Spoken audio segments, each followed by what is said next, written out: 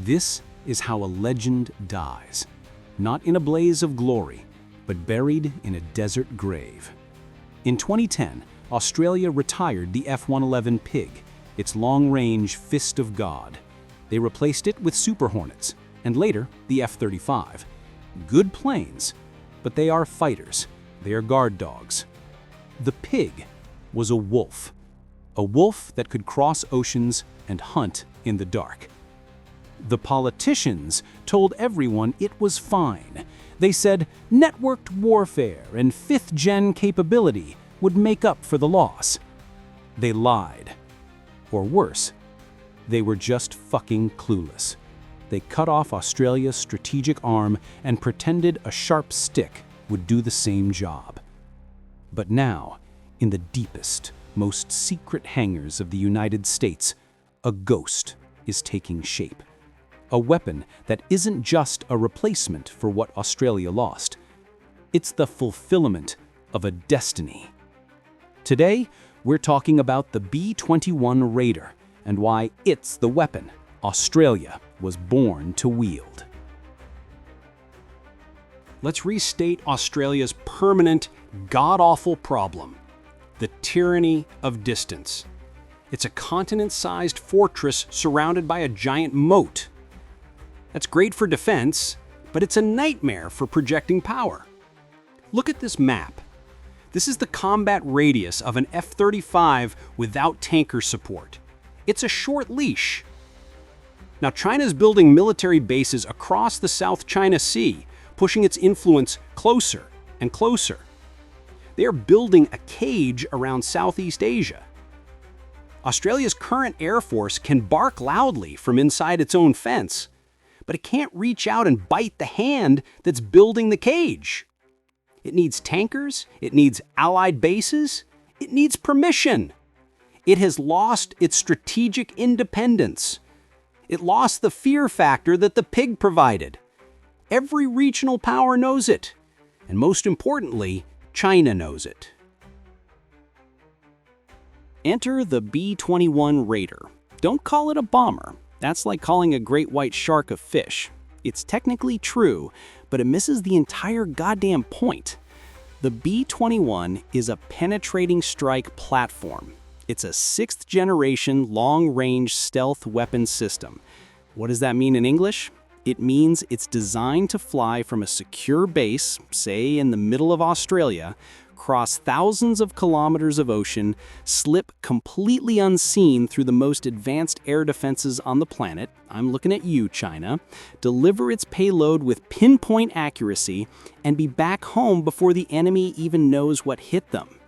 It's not just stealthy like the F-35, it's a ghost.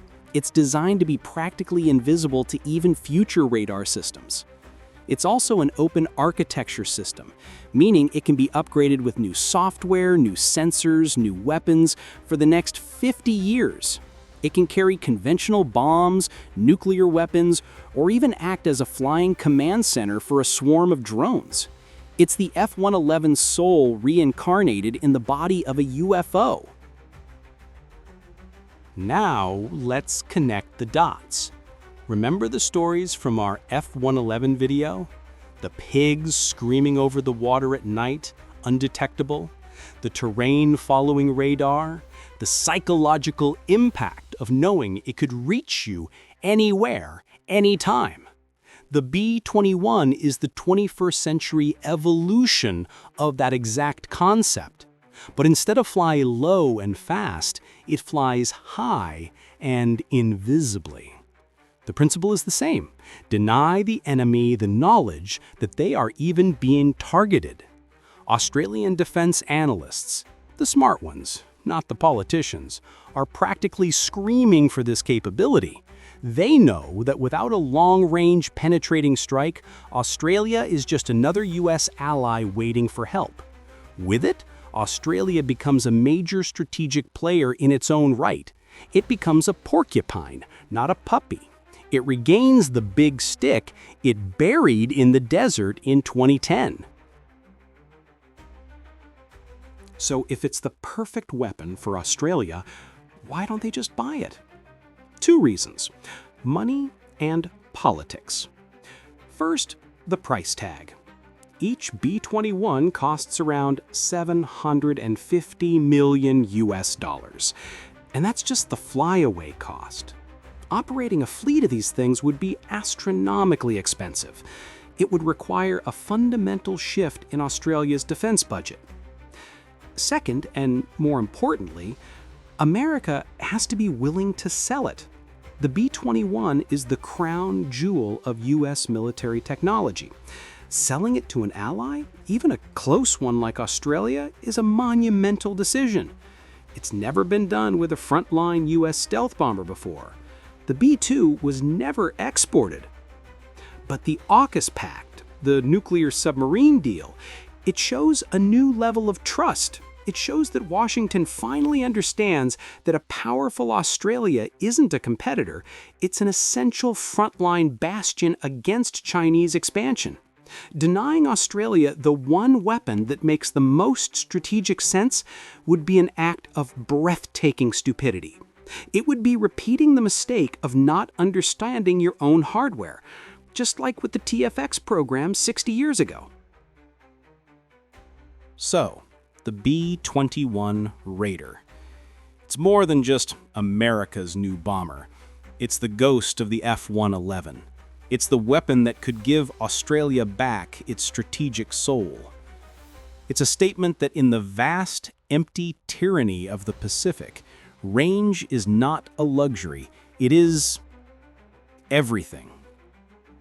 Making this video, it feels like we're not just looking at a new plane, but at the potential correction of a historic mistake. It's a story of a capability lost and hopefully regained. And that brings me to you guys. Seriously, I've read every comment on that F-111 video. The passion for that long-range strike mission is, well, it's undeniable. So here's the real question, and I want to hear your take on this. Do you think Australia should mortgage its future to acquire the B-21? Or is there another, smarter way to solve the tyranny of distance?